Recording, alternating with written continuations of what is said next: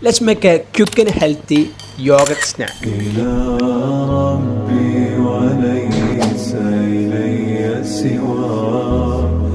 مددت يدي مرتجيا رضا كريم لا يرد سؤال عبد وما منع العطية من رجا.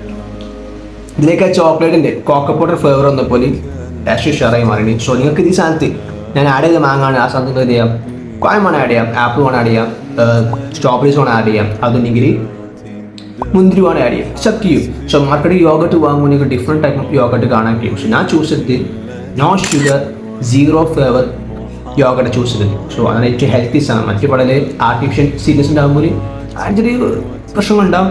Best it's okay.